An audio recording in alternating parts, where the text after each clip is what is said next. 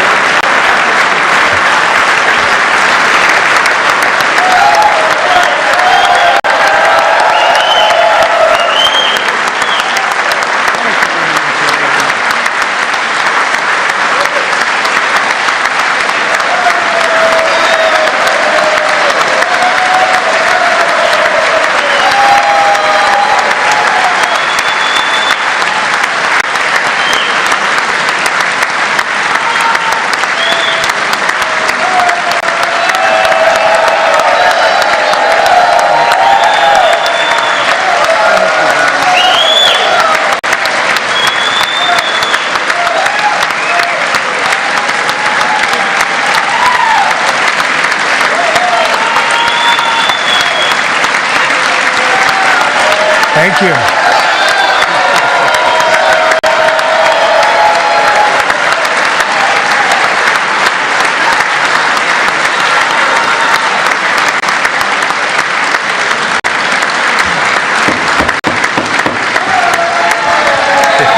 Thank you very much. Thank you very much.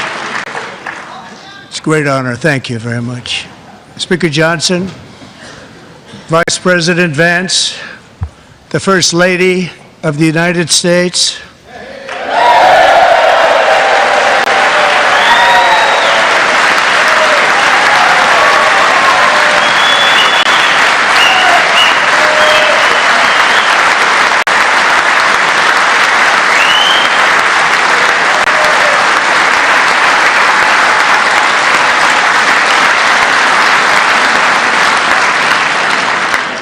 members of the United States Congress, thank you very much. And to my fellow citizens, America is back.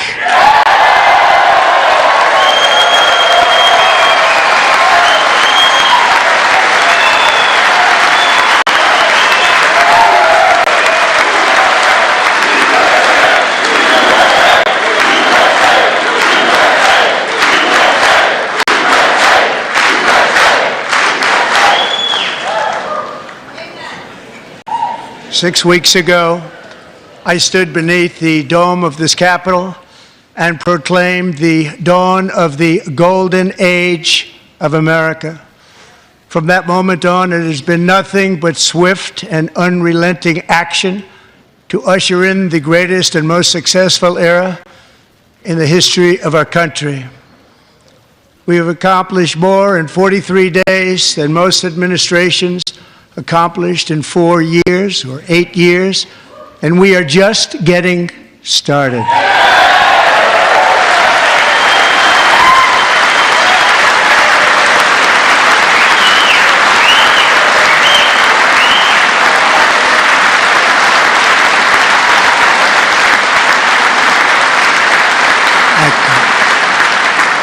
I return to this chamber tonight to report that America's momentum is back, our spirit is back, our pride is back, our confidence is back, and the American dream is surging bigger and better than ever before.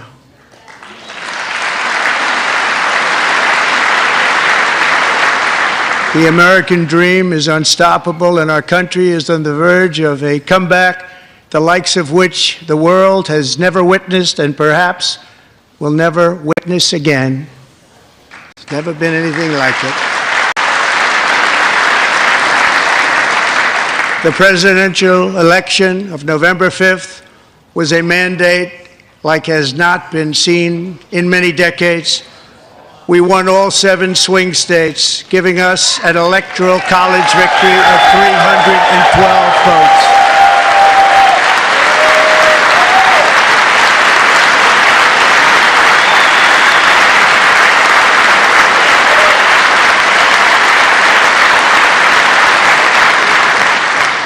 We won the popular vote by big numbers and won counties in our country.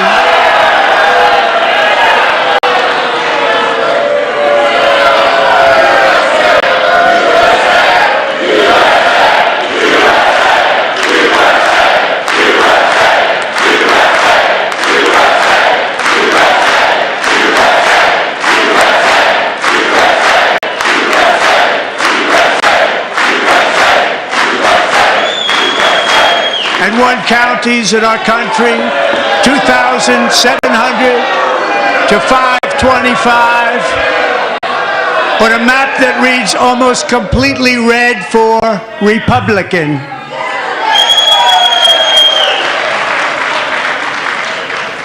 Now, for the first time in modern history, more Americans believe that our country is headed in the right direction than the wrong direction. In fact, it's an astonishing record, 27-point swing, the most ever.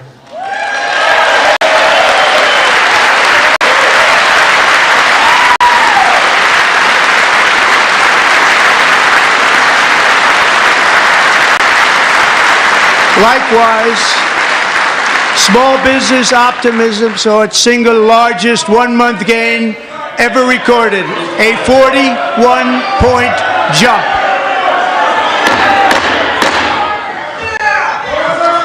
Members are directed to uphold and maintain decorum in the House and to cease any further disruptions. That's your warning.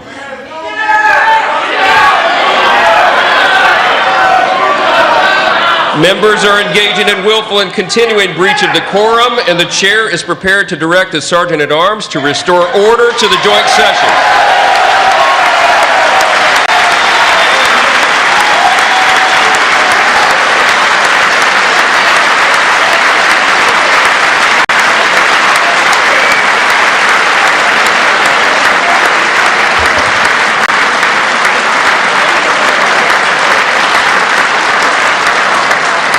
Mr. Green, take your seat. Take your seat, sir. Take your seat. Finding that members continue to engage in willful and concerted disruption of proper decorum, the chair now directs the Sergeant-at-Arms to restore order. Remove this gentleman from the chamber.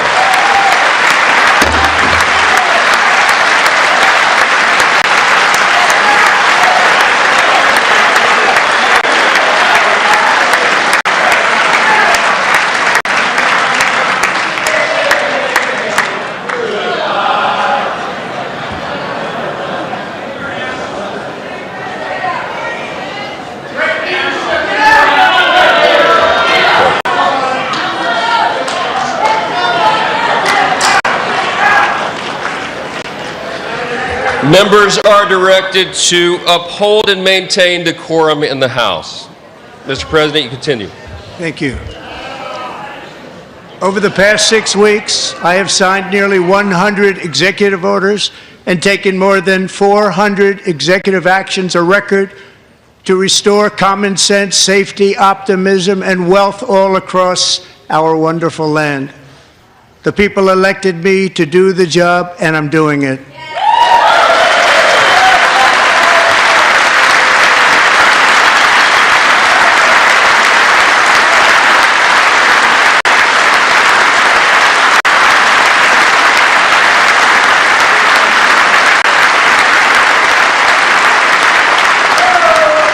In fact, it has been stated by many that the first month of our presidency, it's our presidency, is the most successful in the history of our nation. By many.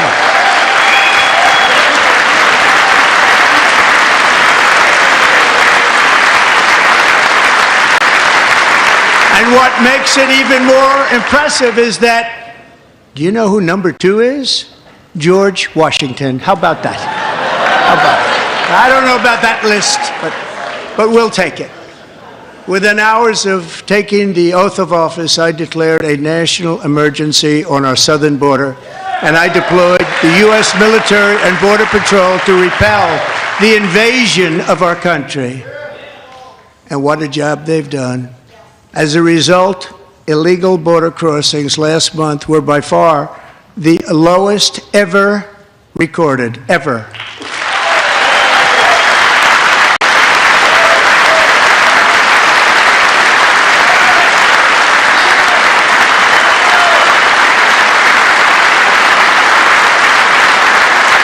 They heard my words and they chose not to come. Much easier that way.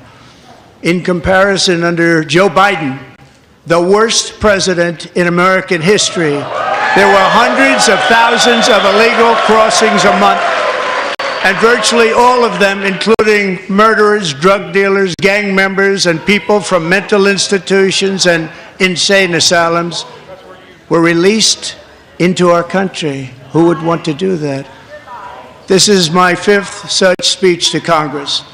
And once again, I look at the Democrats in front of me, and I realize there is absolutely nothing I can say to make them happy or to make them stand or smile or applaud. Nothing I can do. I could find a cure to the most devastating disease, a disease that would wipe out entire nations, or announce the answers to the greatest economy in history or the stoppage of crime to the lowest levels ever recorded. And these people sitting right here will not clap, will not stand, and certainly will not cheer for these astronomical achievements. They won't do it, no matter what. Five times I've been up here. It's very sad, and it just shouldn't be this way.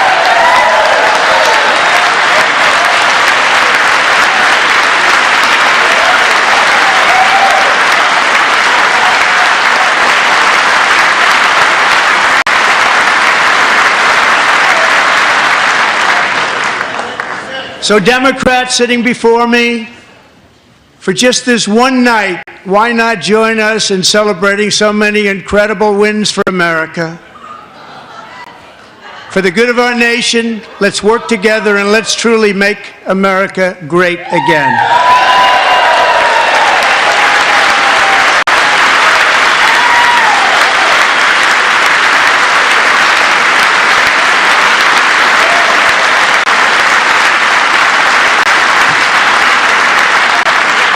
Every day my administration is fighting to deliver the change America needs to bring a future that America deserves, and we're doing it.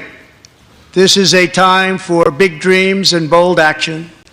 Upon taking office, I imposed an immediate freeze on all federal hiring, a freeze on all new federal regulations, and a freeze on all foreign aid.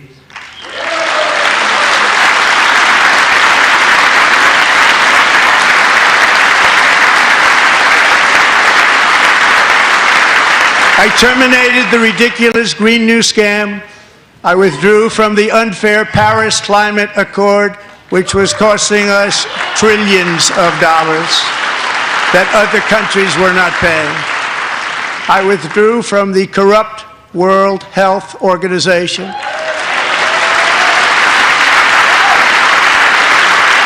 And I also withdrew from the anti-American UN Human Rights Council.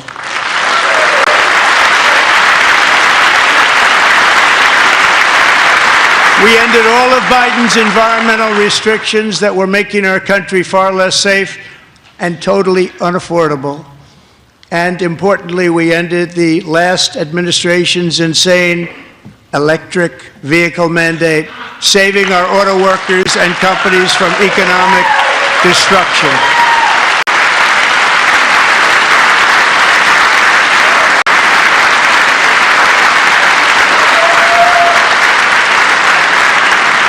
To unshackle our economy, I have directed that for every one new regulation, 10 old regulations must be eliminated, just like I did in my very successful first day.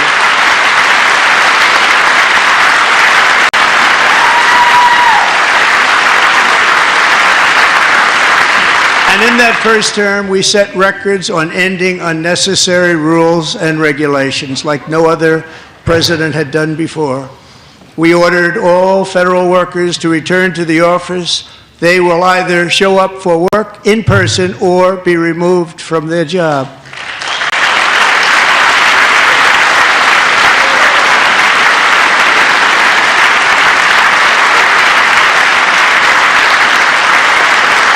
And we have ended weaponized government where, as an example, a sitting president is allowed to viciously prosecute his political opponent, like me. How did that work out? Not too good. Not too good.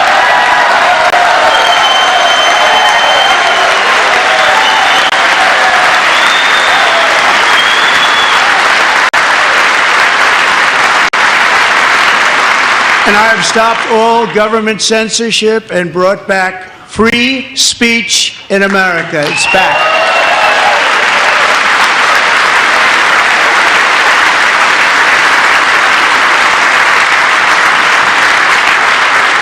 And 2 days ago, I signed an order making English the official language of the United States of America.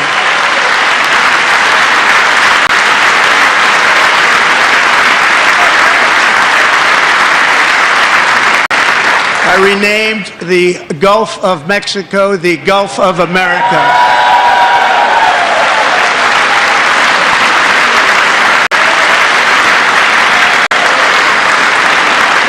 And likewise, I renamed, for a great president, William McKinley, Mount McKinley again.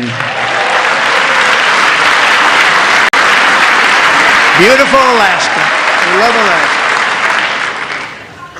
We've ended the tyranny of so-called diversity, equity, and inclusion policies all across the entire federal government and indeed the private sector and our military. And our country will be woke no longer.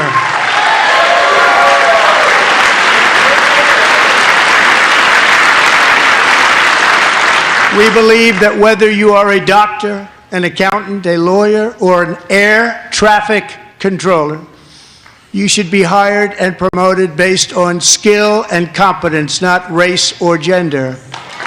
Very important.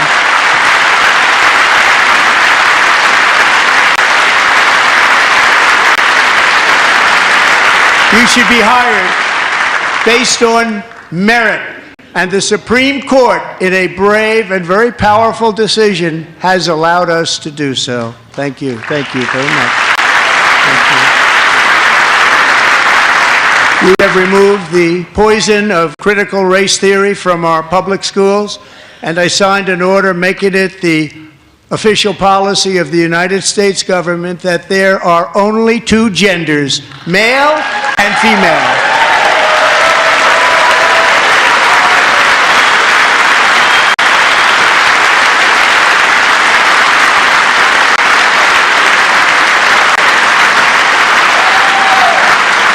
I also signed an executive order to ban men from playing in women's sports.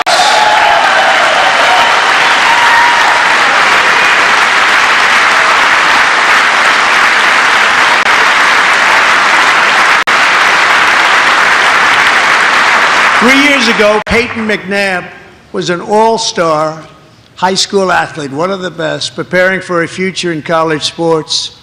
But when her girls' volleyball match was invaded by a male, he smashed the ball so hard in Peyton's face, causing traumatic brain injury, partially paralyzing her right side and ending her athletic career. It was a shot like she's never seen before. She's never seen anything like it. Peyton is here tonight in the gallery, and Peyton, from now on, schools will kick the men off the girls' team, or they will lose all federal funding.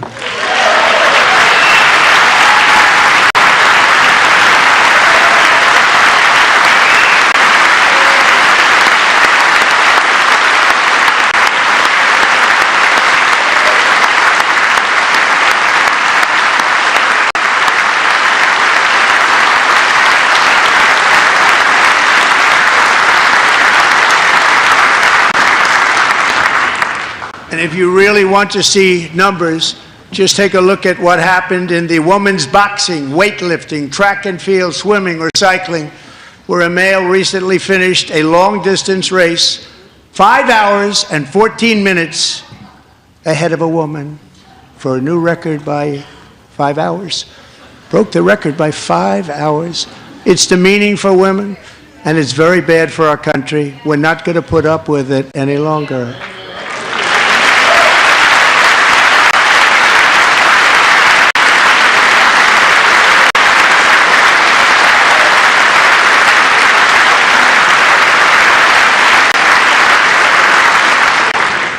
What I have just described is only a small fraction of the common sense revolution that is now, because of us, sweeping the entire world.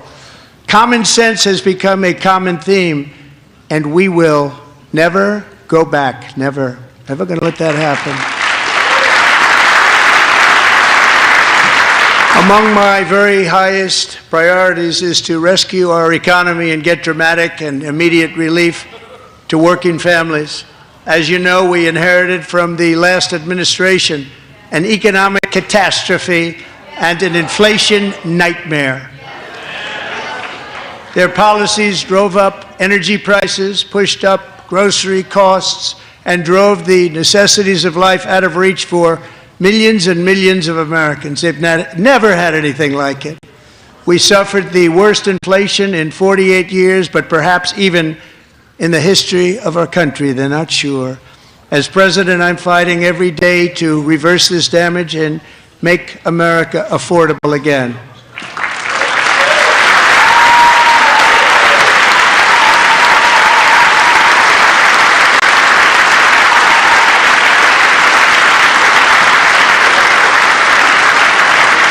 Joe Biden especially let the price of eggs get out of control. The egg price is out of control, and we're working hard to get it back down. Secretary, do a good job on that. You inherited a total mess from the previous administration. Do a good job.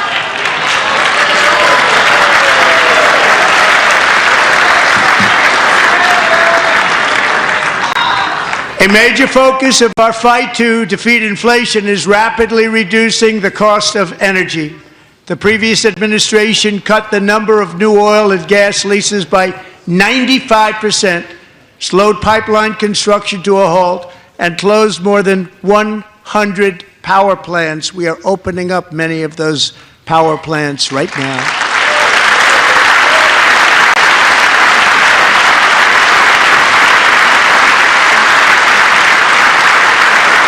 And frankly, we have never seen anything like it. That's why on my first day in office, I declared a national energy emergency. As you've heard me say many times, we have more liquid gold under our feet than any nation on earth, and by far. And now I fully authorize the most talented team ever assembled to go and get it. It's called Drill, Baby, Drill.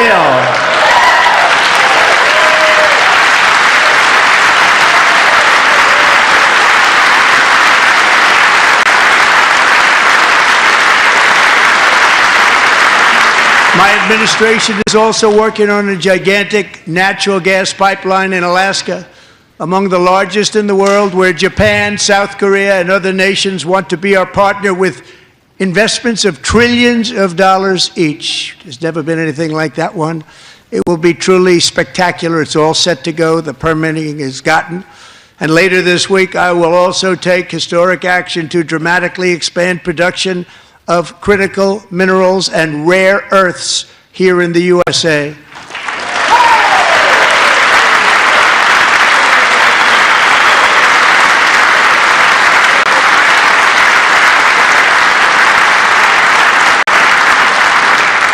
To further combat inflation, we will not only be reducing the cost of energy, but will be ending the flagrant waste of taxpayer dollars.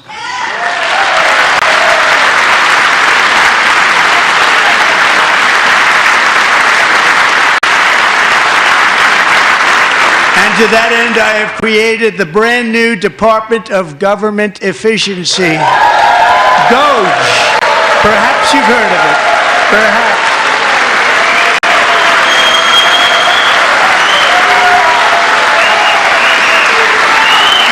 Which is headed by Elon Musk, who is in the gallery tonight.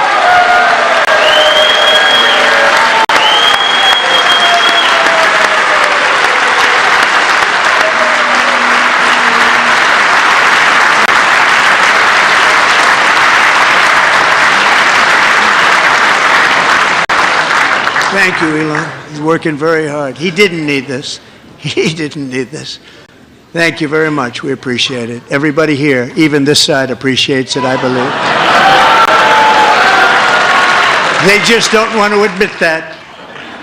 Just listen to some of the appalling waste we have already identified.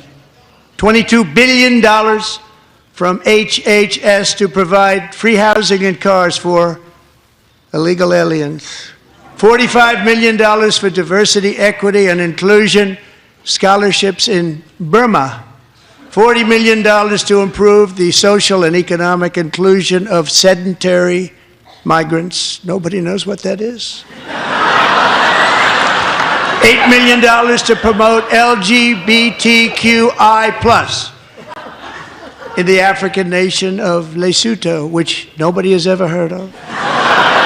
$60 million for indigenous peoples and Afro-Colombian empowerment in Central America. $60 million. $8 million for making mice transgender.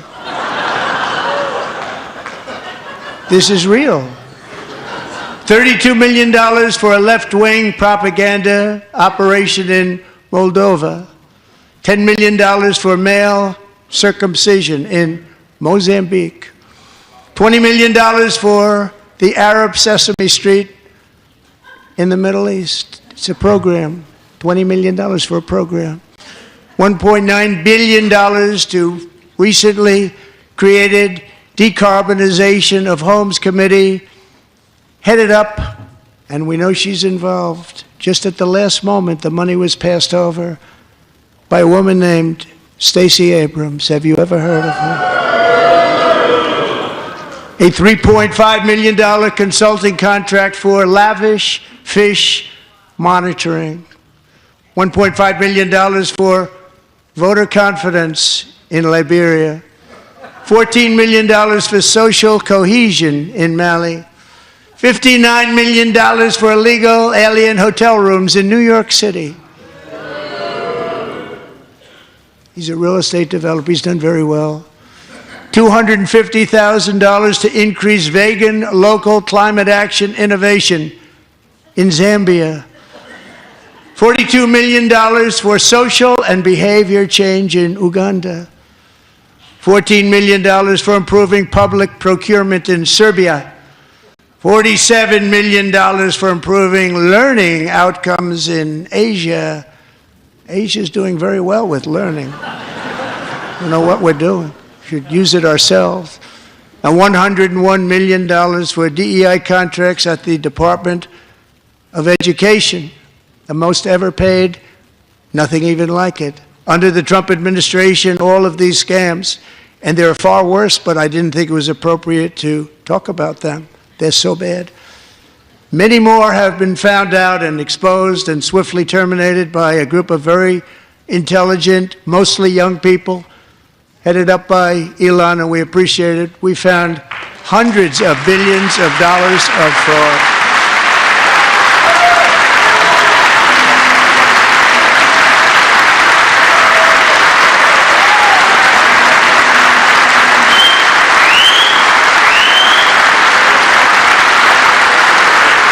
And we've taken back the money and reduced our debt to fight inflation and other things.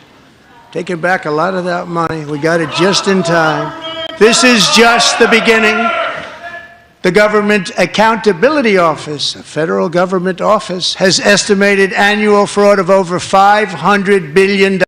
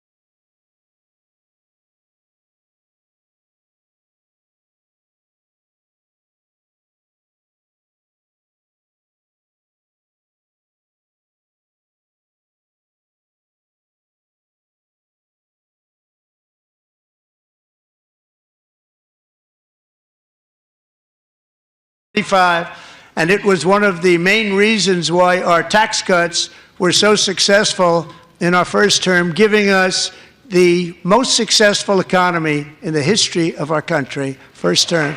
We had a great first term.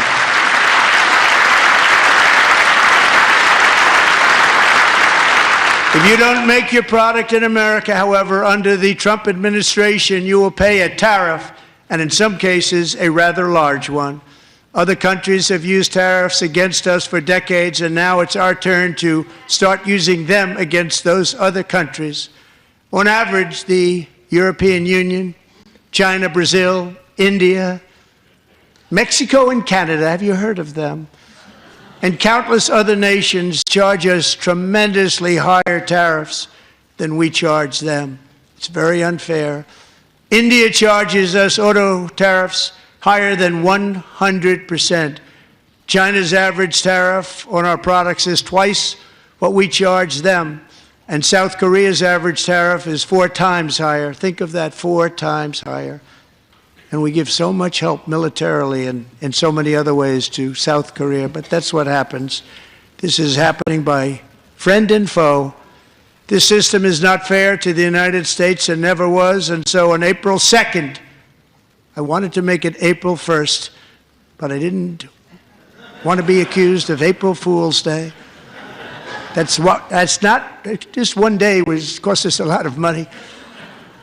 But we're going to do it in April. I'm a very superstitious person. April 2nd, reciprocal tariffs kick in. And whatever they tariff us, other countries, we will tariff them. That's reciprocal, back and forth. Whatever they tax us, we will tax them. If they do non-monetary tariffs to keep us out of their market, then we will do non-monetary barriers to keep them out of our market. There's a lot of that, too. They don't even allow us in their market. We will take in trillions and trillions of dollars and create jobs like we have never seen before. I did it with China, and I did it with others, and the Biden administration couldn't do anything about it because there was so much money they couldn't do anything about it. We have been ripped off for decades by nearly every country on earth, and we will not let that happen any longer.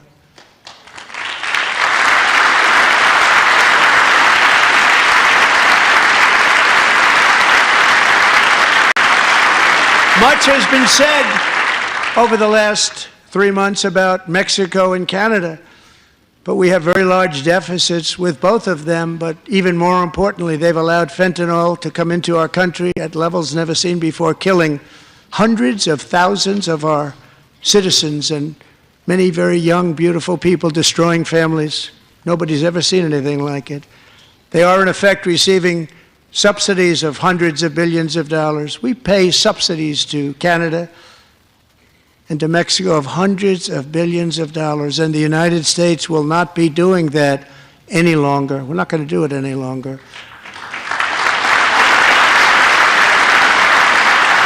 Thanks to our America First policies we're putting into place, we have had $1.7 trillion of new investment in America in just the past few weeks. The combination of the election and our economic policies that people of SoftBank, one of the most brilliant anywhere in the world, announced a $200 billion investment. OpenAI and Oracle, Larry Ellison, announced $500 billion investment, which they wouldn't have done if Kamala had won.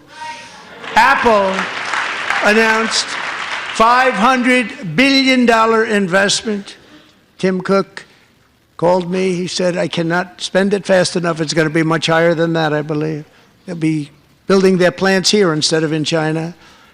And just yesterday, Taiwan Semiconductor, the biggest in the world, most powerful in the world, has a tremendous amount, 97% of the market, announced a $165 billion investment to build the most powerful chips on earth right here in the USA.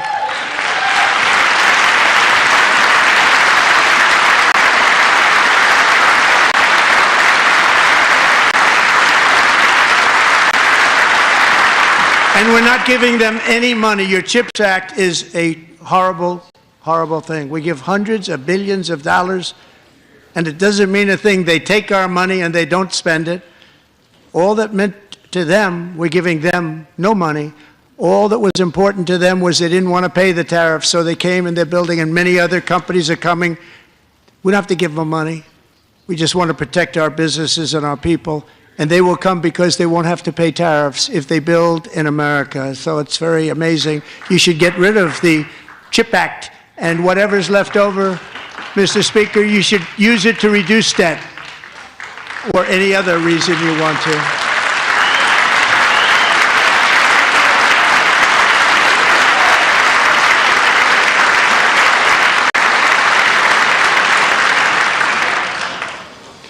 Our new trade policy will also be great for the American farmer. I love the farmer. Who will now be selling into our home market, the USA, because nobody is going to be able to compete with you. Because those goods that come in from other countries and companies, they're really in a bad position in so many different ways. They're uninspected.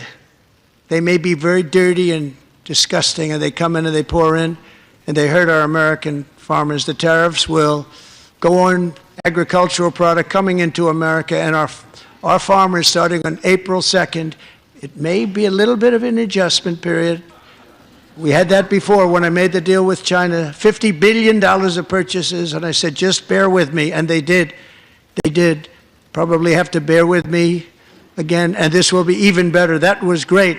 The problem with it was that Biden didn't enforce it. He didn't enforce it. $50 billion of purchases, and we were doing great, but Biden did not enforce it, and it hurt our farmers. But our farmers are going to have a field day right now. So to our farmers, have a lot of fun. I love you too. I love you too. It's all going to happen.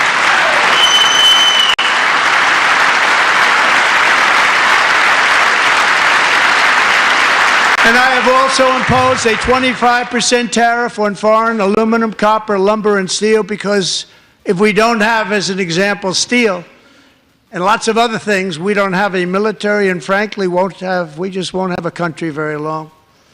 Here today is a proud American steelworker, fantastic person from Decatur, Alabama, Jeff Denard.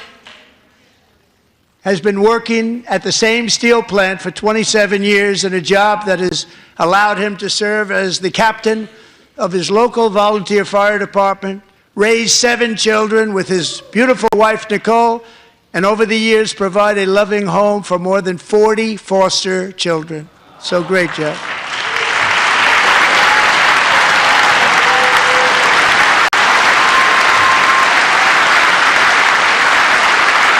Thank you, Jeff. Thank you, Jeff.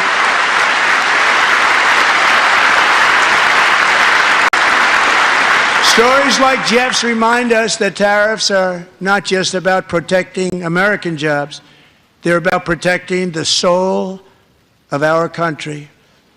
Tariffs are about making America rich again and making America great again, and it's happening, and it will happen rather quickly. There'll be a little disturbance, but we're okay with that. It won't be much. No, you're not. Oh.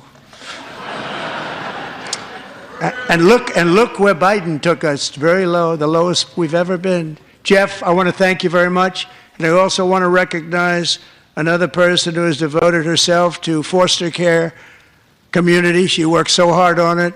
A very loving person, our magnificent First Lady of the United States.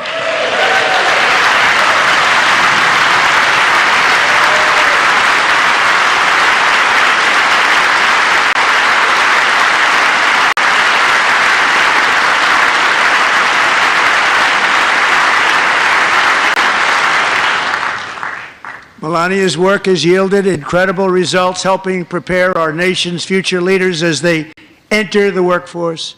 Our First Lady is joined by 2 impressive young women, very impressive. Haley Ferguson, who benefited from the First Lady's Fostering the Future initiative, and is poised to complete her education and become a teacher. And Elliston Berry, who became a victim of an illicit deep-fake image produced by a peer. With Elliston's help, the Senate just passed the Take It Down Act, and this is so important. Thank you very much, John. John Thune, thank you. Stand up, John. Thank you, John. Thank you all very much.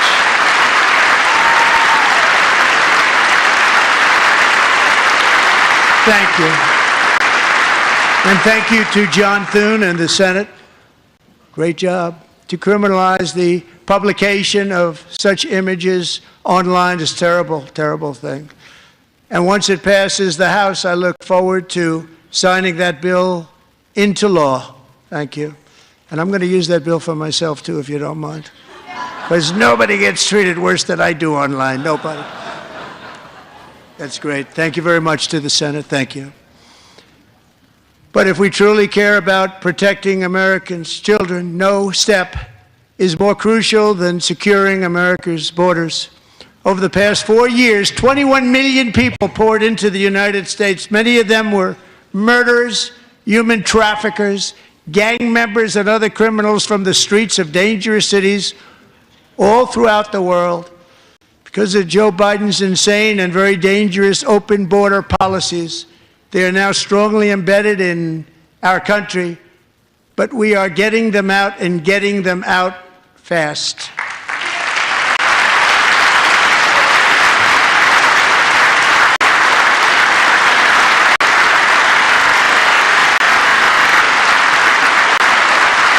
And I want to thank Tom Homan and Christy. I want to thank you and Paul of Border Patrol. I want to thank you. What a job they've all done, everybody. Border Patrol, ICE, law enforcement in general is incredible. We have to take care of our law enforcement. Have to.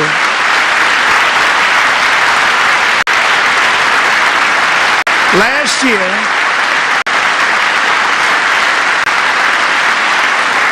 a brilliant 22-year-old nursing student named Lakin Riley, the best in her class, admired by everybody, went out for a jog on the campus of the University of Georgia.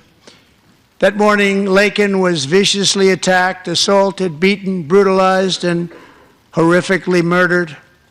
Lakin was stolen from us by a savage illegal alien gang member who was arrested while trespassing across Biden's open southern border and then set loose into the United States under the heartless policies of that failed administration. It was indeed a failed administration.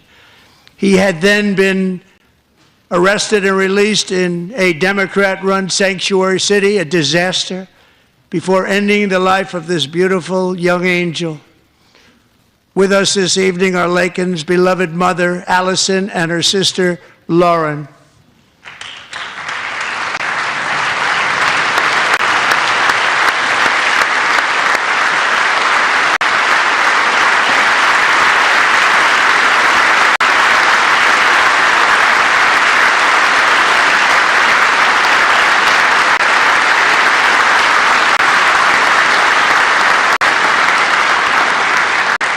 Last year, I told Lakin's grieving parents that we would ensure their daughter would not have died in vain.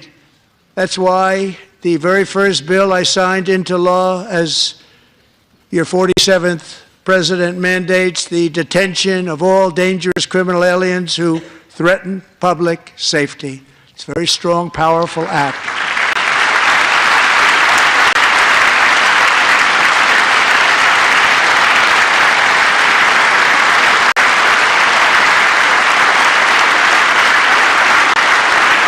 It's called the Lakin-Riley Act. So Allison and Lauren, America will never, ever forget our beautiful Lakin Hope Riley.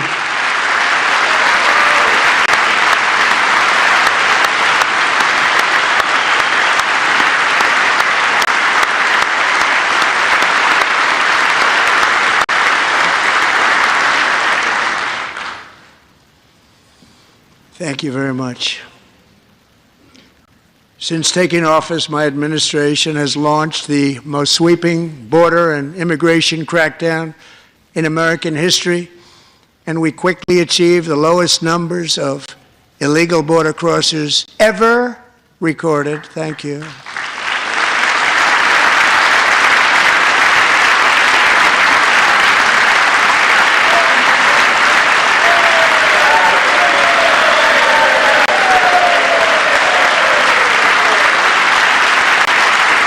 The media and our friends in the Democrat Party kept saying we needed new legislation, we must have legislation to secure the border.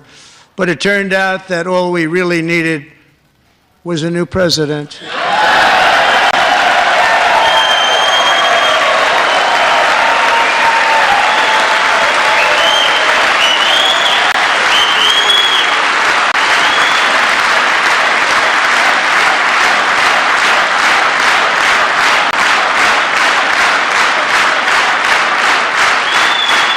Thank you. Joe Biden didn't just open our borders, he flew illegal aliens over them to overwhelm our schools, hospitals, and communities throughout the country.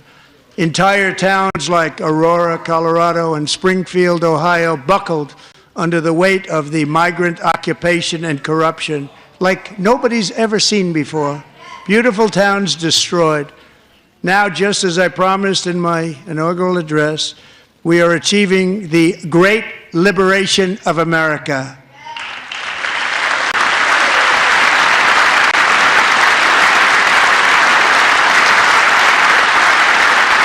But there still is much work to be done. Here tonight is a woman I have gotten to know, Alexis Nungari from Houston.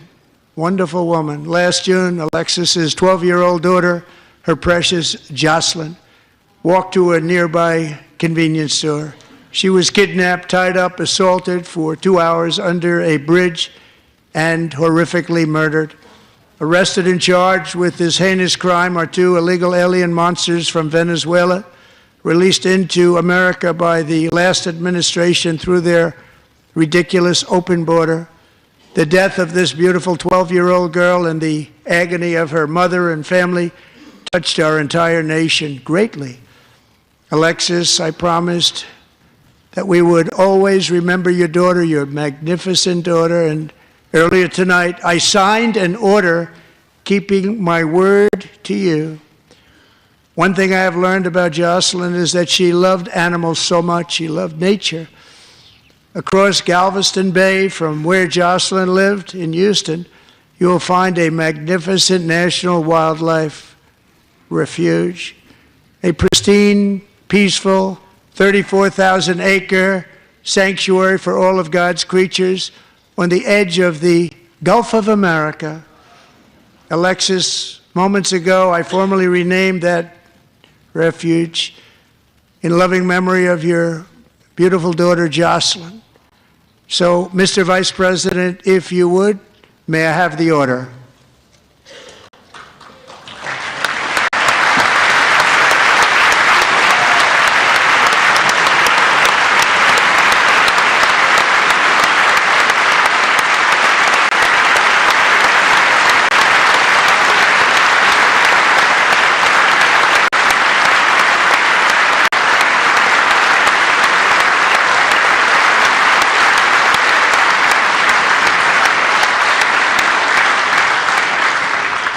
Thank you very much. All 3 savages charged with Jocelyn and Lakin's murders were members of the Venezuelan prison gang, the toughest gang, they say, in the world, known as Tren de Aragua. 2 weeks ago, I officially designated this gang, along with MS-13 and the bloodthirsty Mexican drug cartels, as foreign terrorist organizations.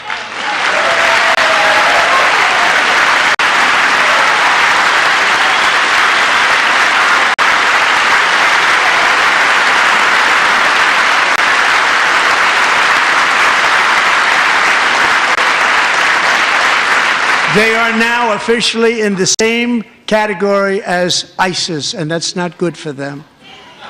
Countless thousands of these terrorists were welcomed into the U.S. by the Biden administration.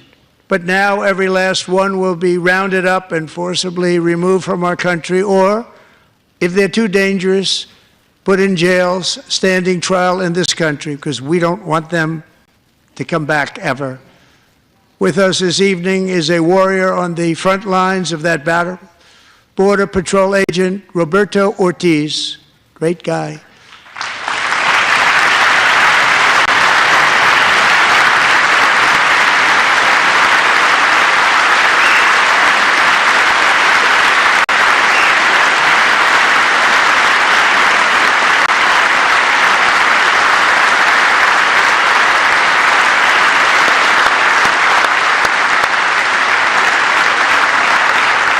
In January, Roberto and another agent were patrolling by the Rio Grande near an area known as Cartel Island. Doesn't sound too nice to me.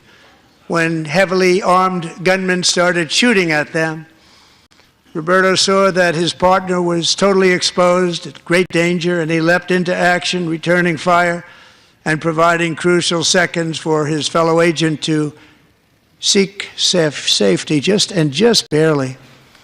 I have some of the prints of that event, and it was not good. Agent Ortiz, we salute you for your great courage and for your line of fire that you took and for the bravery that you showed. We honor you, and we will always honor you. Thank you, Roberto, very much.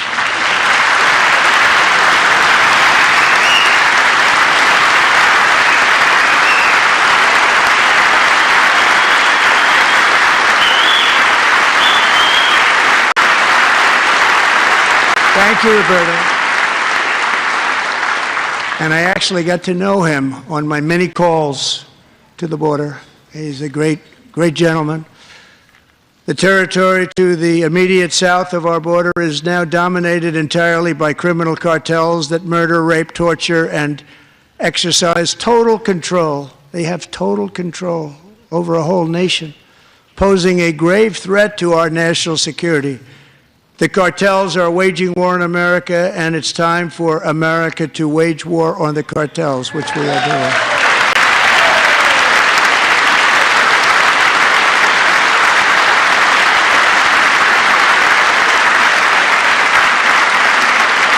Five nights ago, Mexican authorities, because of our tariff policies being imposed on them, think of this, handed over to us 29 of the biggest cartel leaders in their country. That has never happened before. They want to make us happy.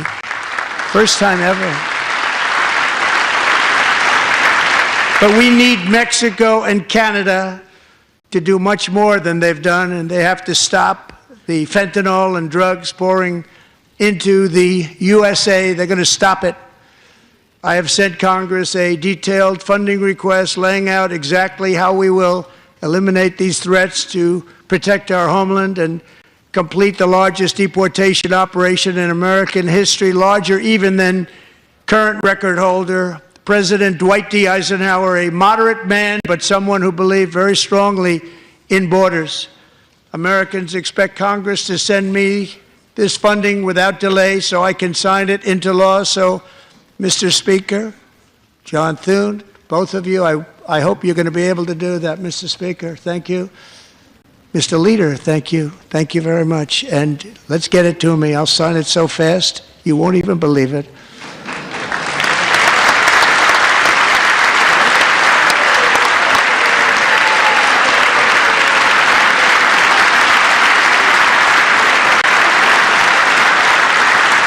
And as we reclaim our sovereignty, we must also bring back law and order to our cities and towns.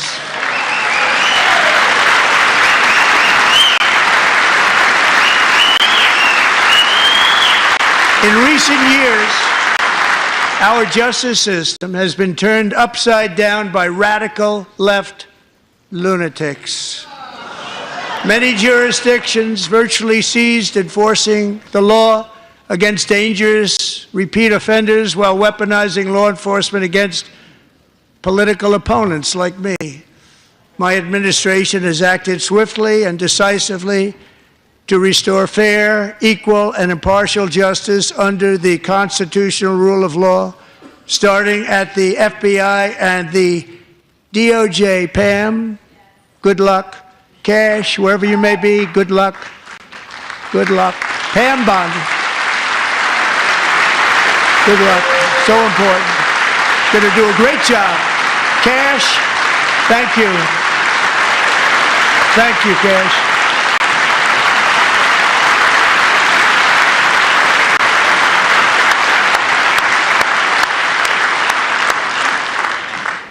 They've already started very strong. They're going to do a fantastic job. You're going to be very proud of them.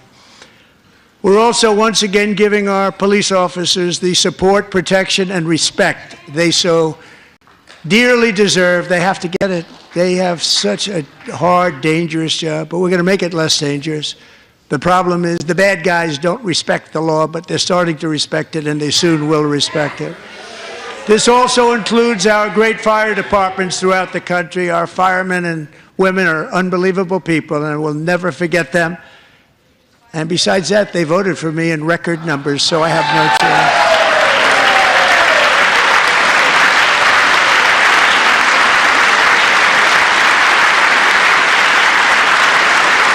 1 year ago this month, 31-year-old New York police officer Jonathan Diller, unbelievably wonderful person and a great officer, was gunned down at a traffic stop on Long Island. I went to his funeral.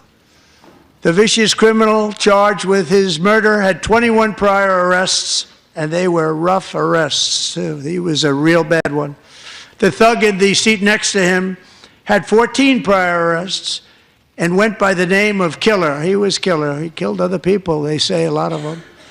I attended Officer Diller's service, and when I met his wife and one-year-old son, Ryan, it was very inspirational, actually. His widow's name is Stephanie, and she is here tonight. Stephanie, thank you very much, Stephanie. Thank you very much.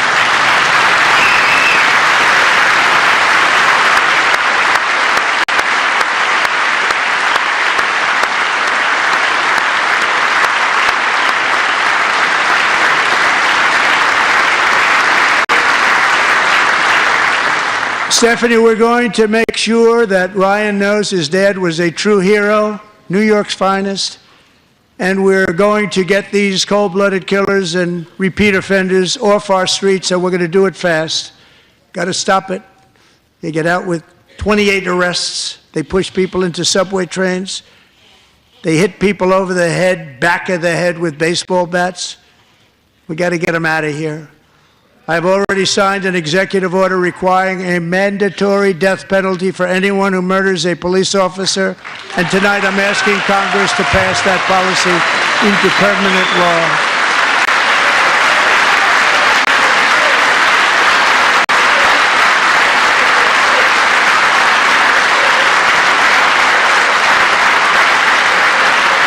I'm also asking for a new crime bill getting tough on repeat offenders while enhancing protections for America's police officers so they can do their jobs without fear of their lives being totally destroyed. They don't want to be killed.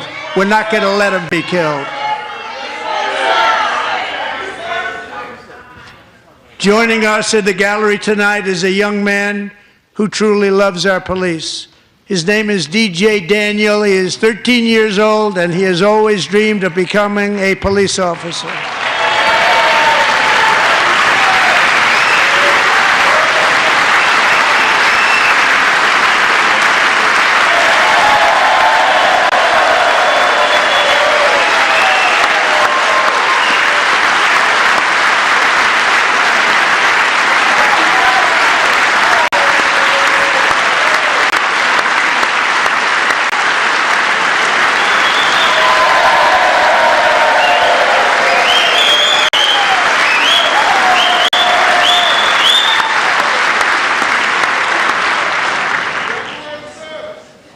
But in 2018, DJ was diagnosed with brain cancer. The doctors gave him 5 months at most to live. That was more than 6 years ago.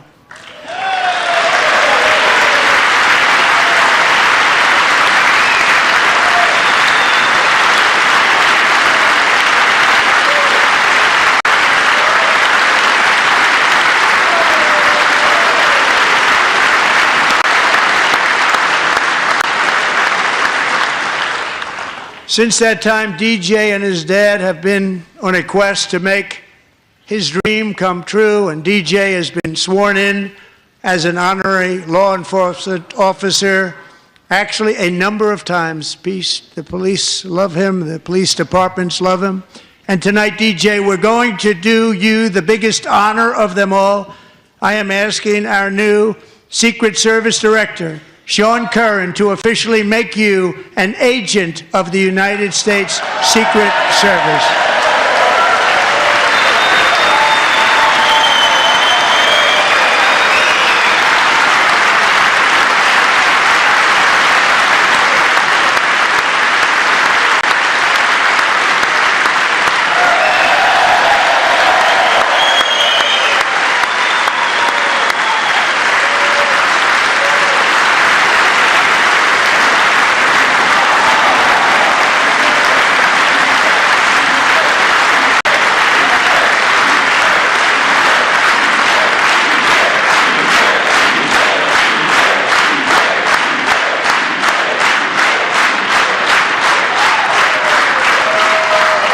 Thank you, DJ.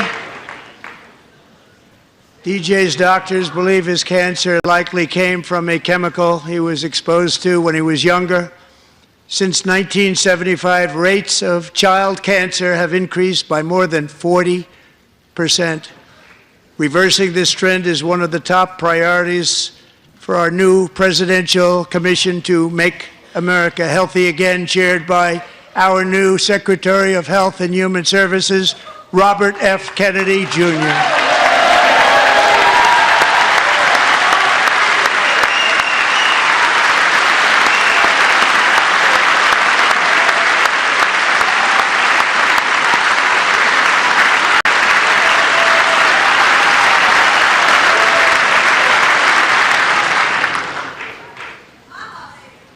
With the name Kennedy, you would have thought everybody over here would have been cheering.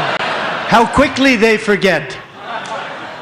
Our goal is to get toxins out of our environment, poisons out of our food supply, and keep our children healthy and strong. As an example, not long ago, and you can't even believe these numbers, 1 in 10,000 children had autism, 1 in 10,000. And now it's 1 in 36. There's something wrong, 1 in 36, think of that. So we're going to find out what it is, and there's nobody better than Bobby and all of the people that are working with you. You have the best to figure out what is going on. Okay, Bobby, good luck. It's a very important job. Thank you.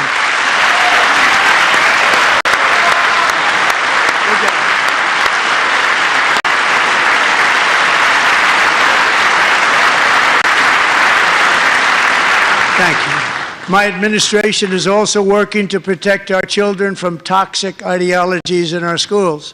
A few years ago, January, Littlejohn and her husband discovered that their daughter's school had secretly, socially transitioned their 13-year-old little girl.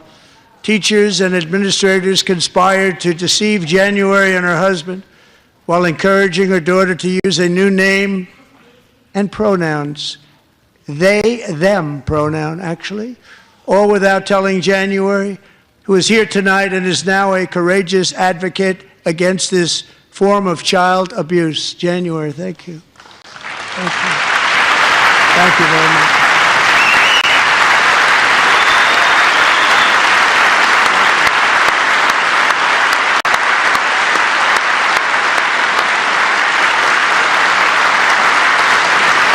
Thank you. Stories like this are why, shortly after taking office, I signed an executive order banning public schools from indoctrinating our children with transgender ideology.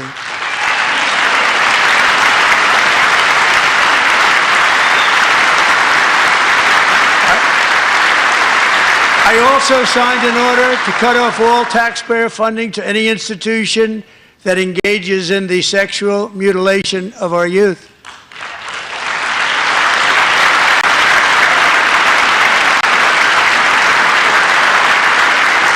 And now I want Congress to pass a bill permanently banning and criminalizing sex changes on children and forever ending the lie that any child is trapped in the wrong body.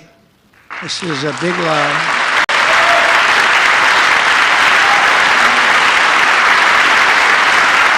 And our message to every child in America is that you are perfect exactly the way God made you.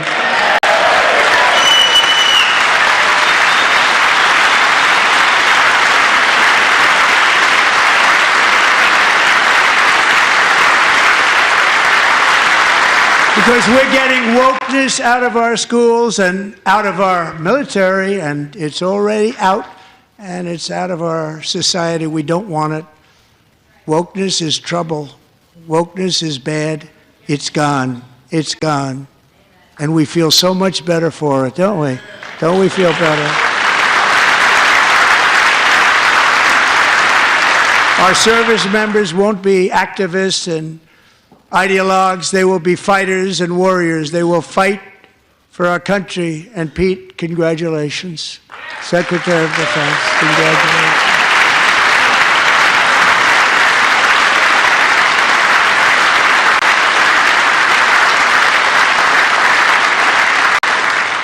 And he's not big into the woke movement, I can tell you.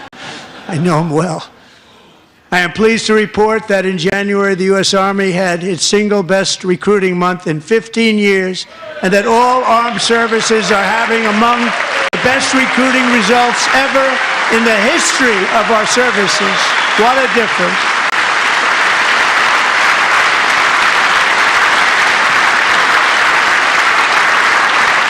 And you know, it was just a few months ago where the results were exactly the opposite. We couldn't recruit anywhere. We couldn't recruit. Now we're having the best results just about that we've ever had. What a tremendous turnaround. It's really a beautiful thing to see. People love our country again. It's very simple.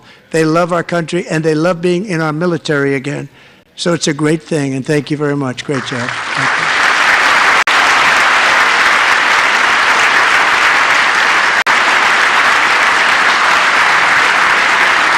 We're joined tonight by a young man, Jason Hartley, who knows the weight of that call of duty. Jason's father, grandfather, and great-grandfather all wore the uniform. Jason tragically lost his dad, who was also a Los Angeles County Sheriff's deputy when he was just a boy, and now he wants to carry on the family legacy of service. Jason is a senior in high school, a 6-letter varsity athlete, a really good athlete, they say, a brilliant student with a 4.46, that's good, GPA.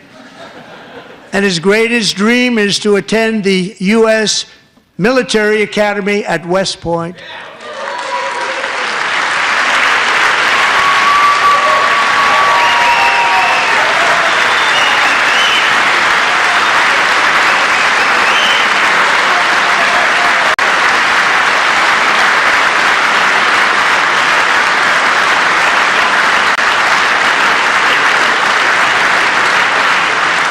And Jason, that's a very big deal getting in. That's a hard one to get into. But I'm pleased to inform you that your application has been accepted. You will soon be joining the Corps of Cadets.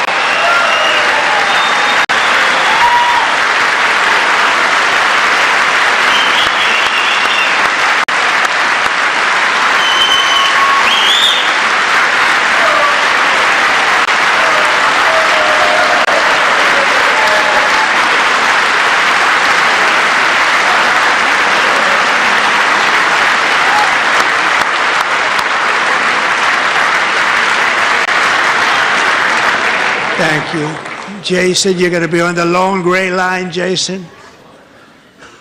As Commander-in-Chief, my focus is on building the most powerful military of the future.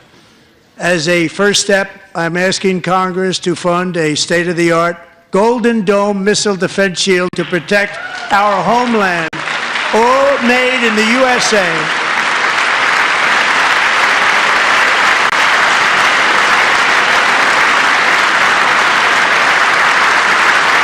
And Ronald Reagan wanted to do it long ago, but the technology just wasn't there, not even close. But now we have the technology. It's incredible, actually. And other places, they have it. Israel has it. Other places have it. And the United States should have it too. Right, Tim, right? They should have it too. So I want to thank you. But it's a very, very important. This is a very dangerous world. We should have it. We want to be protected, and we're going to protect our citizens like never before. To boost our defense industrial base, we are also going to resurrect the American shipbuilding industry, including commercial shipbuilding and military shipbuilding.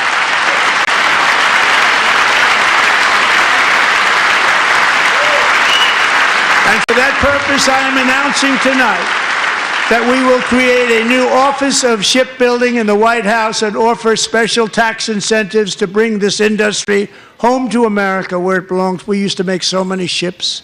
We don't make them anymore very much, but we're going to make them very fast, very soon. It will have a huge impact. To further enhance our national security, my administration will be reclaiming the Panama Canal, and we've already started doing it.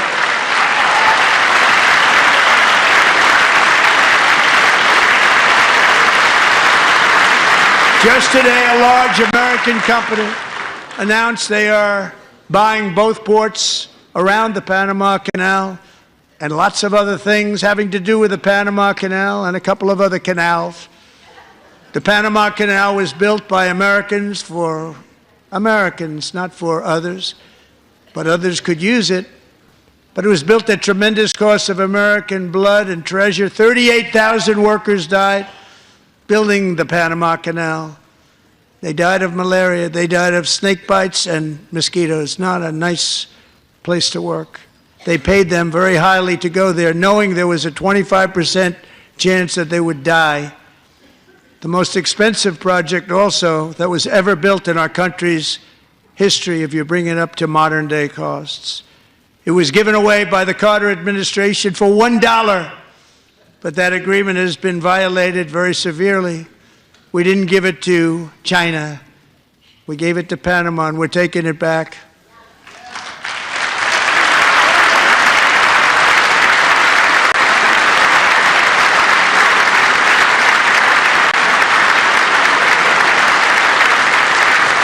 And we have Marco Rubio in charge. Good luck, Marco.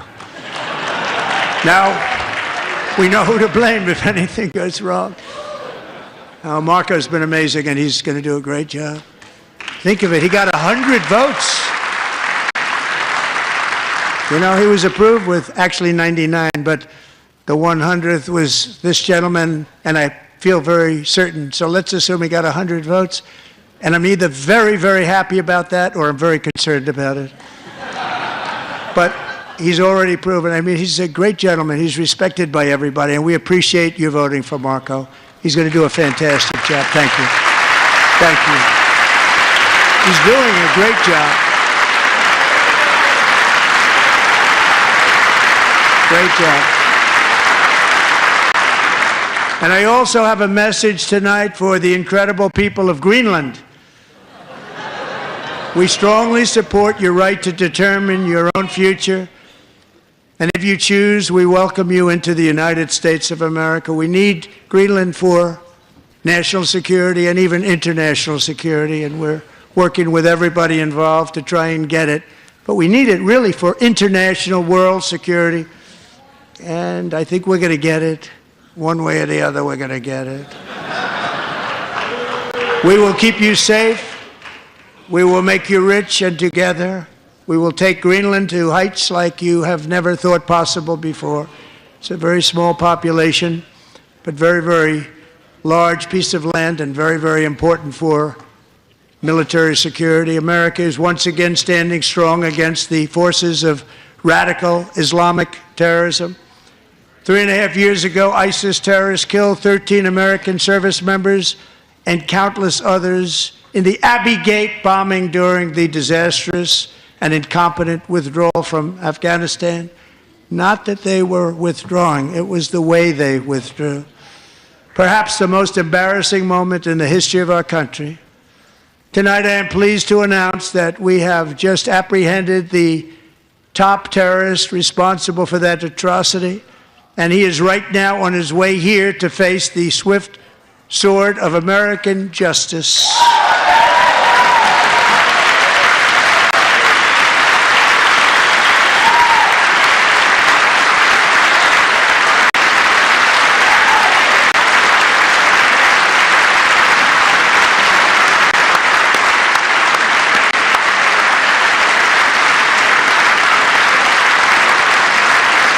And I want to thank especially the government of Pakistan for helping arrest this monster. This was a very momentous day for those 13 families who I actually got to know very well, most of them, whose children were murdered, and the many people that were so badly, over 42 people, so badly injured on that fateful day in Afghanistan. What a horrible day. Such incompetence was shown that when Putin saw what happened, I guess he said, wow, maybe this is my chance. That's how bad it was. Should have never happened. Grossly incompetent people. I spoke to many of the parents and loved ones, and they're all in our hearts tonight. Just spoke to them on the phone. We had a big call. Every one of them called, and everybody was on the line, and they did nothing but cry with happiness. They were very happy, as happy as you can be under those circumstances. Their child, brother, sister, son, daughter was killed for no reason whatsoever. In the Middle East, we're bringing back our hostages from Gaza. In my first term, we achieved one of the most groundbreaking peace agreements in generations, the Abraham Accords.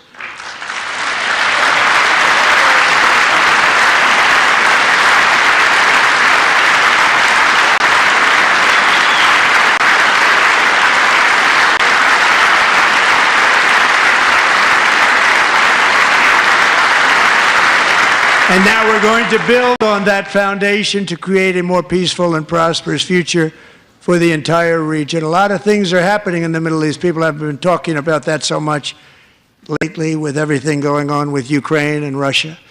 But a lot of things are happening in the Middle East. It's a rough neighborhood, actually. I'm also working tirelessly to end the savage conflict in Ukraine. Millions of Ukrainians and Russians have been needlessly killed or wounded in this horrific and brutal conflict with no end in sight. The United States has sent hundreds of billions of dollars to support Ukraine's defense with no security, with no anything.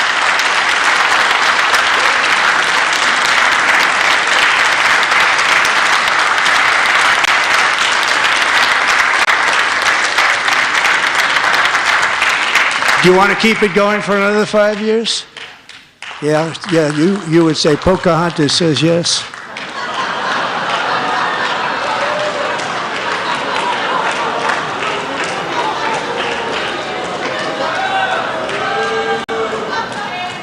$2,000 people are being killed every single week.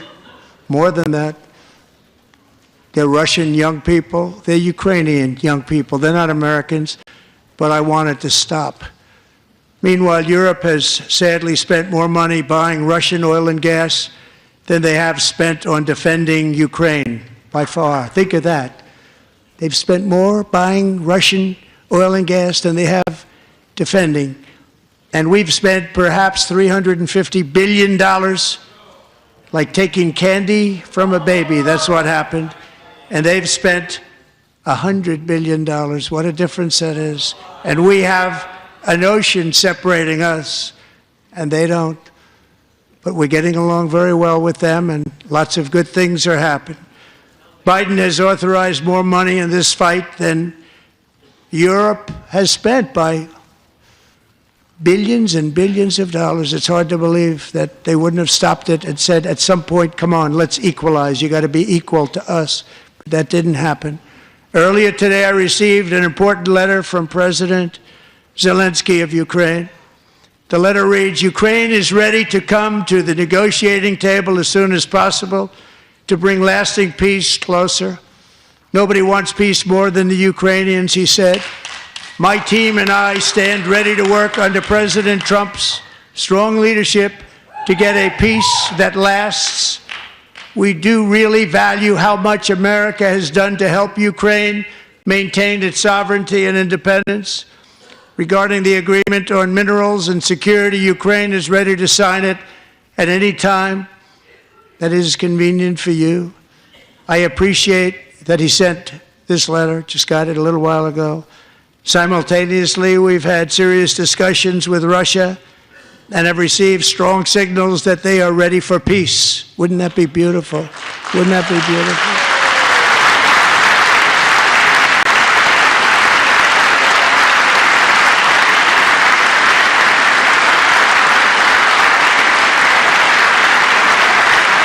Wouldn't that be beautiful?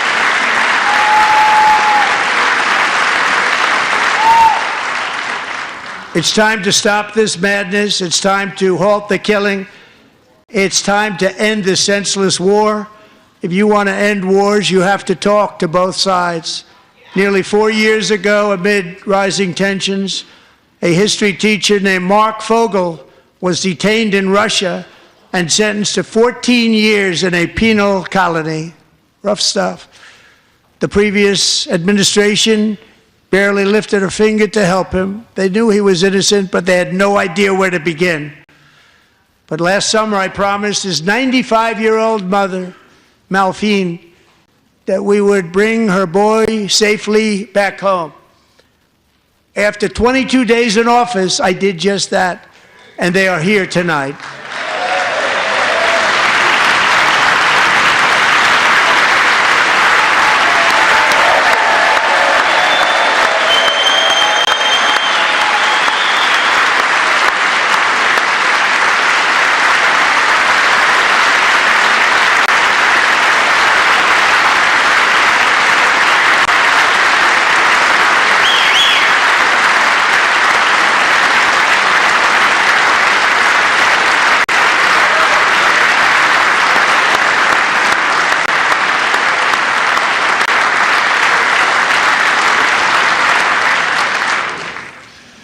To Mark and his great mom, we are delighted to have you safe and sound and with us.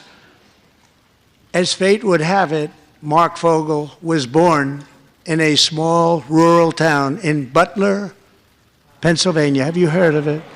Where his mother has lived for the past 78 years. I just happened to go there last July 13th for a rally.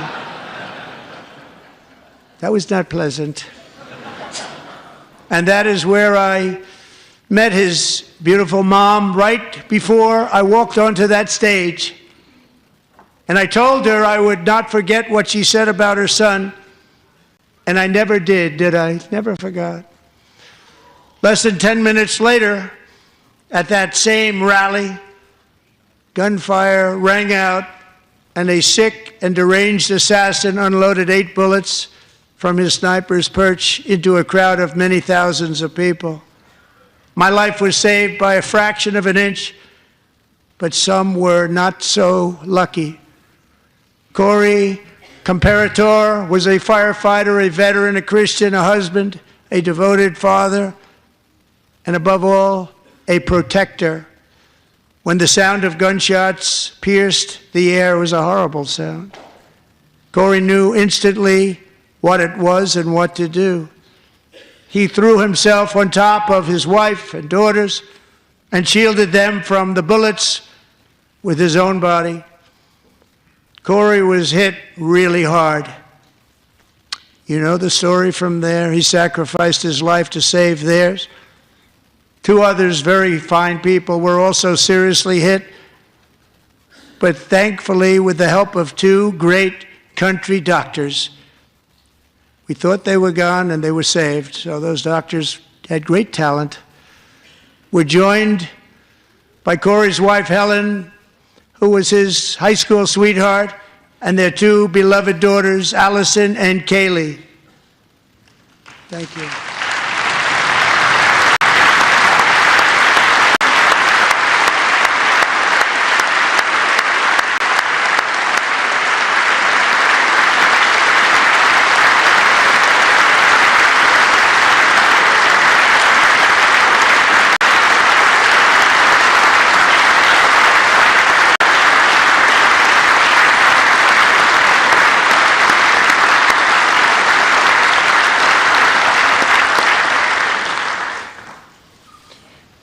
To Helen, Allison, and Kaylee, Corey is looking down on his three beautiful ladies right now, and he is cheering you on. He loves you. He is cheering you on. Corey was taken from us much too soon, but his destiny was to leave us all with a shining example of the selfless devotion of a true American patriot. It was love like Corey's that built our country, and it's love like Corey's that is going to make our country more majestic than ever before. I believe that my life was saved that day in Butler for a very good reason. I was saved by God to make America great again. I believe that. Thank you.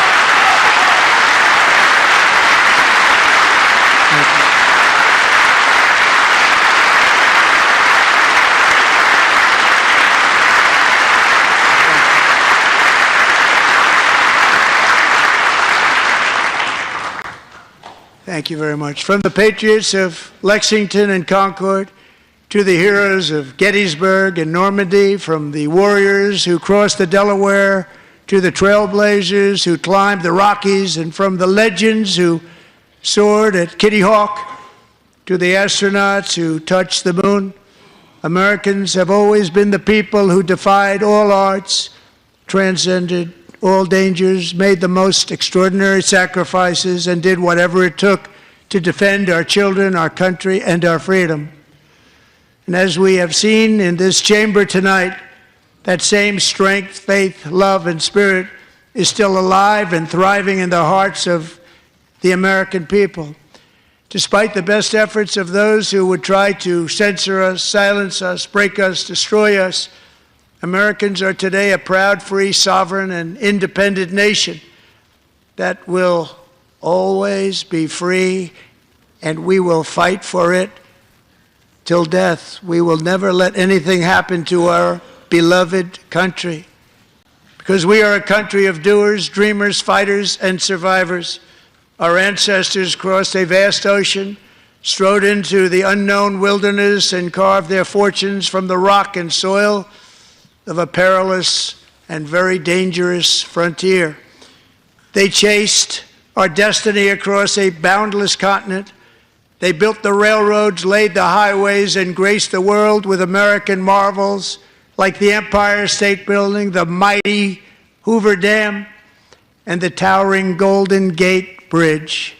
They lit the world with electricity, broke free of the force of gravity, fired up the engines of American industry, vanquished the communists, fascists, and Marxists all over the world, and gave us countless modern wonders sculptured out of iron, glass, and steel. We stand on the shoulders of these pioneers who won and built the modern age, these workers who poured their sweat into the skylines of our cities, these warriors who shed their blood on fields of battle and gave everything they had for our rights and for our freedom. Now it is our time to take up the righteous cause of American liberty. And it is our turn to take America's destiny into our own hands and begin the most thrilling days in the history of our country. This will be our greatest era. With God's help, over the next 4 years, we are going to lead this nation even higher, and we are going to forge the freest, most advanced, most dynamic, and most dominant civilization ever to exist on the face of this earth. We are going to create the highest quality of life, build the safest and wealthiest and healthiest and most vital communities anywhere in the world. We are going to conquer the vast frontiers of science, and we are going to lead humanity into space and plant the American flag on the planet Mars and even far beyond.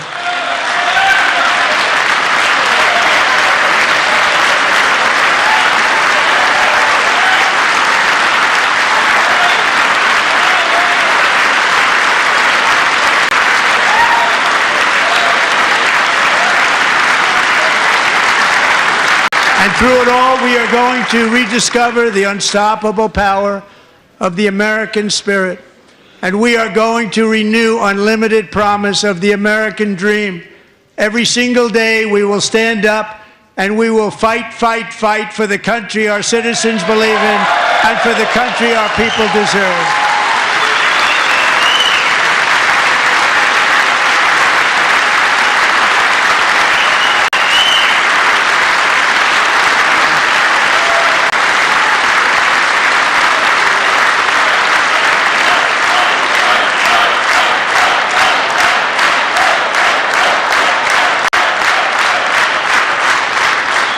My fellow Americans, get ready for an incredible future, because the golden age of America has only just begun.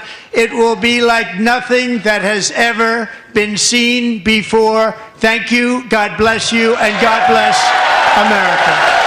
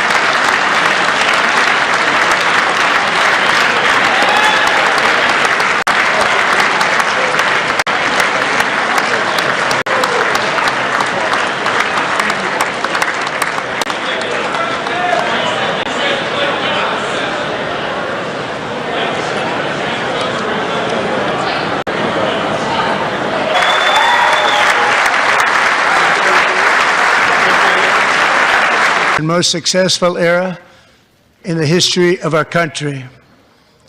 We have accomplished more in 43 days than most administrations accomplished in 4 years or 8 years, and we are just getting started.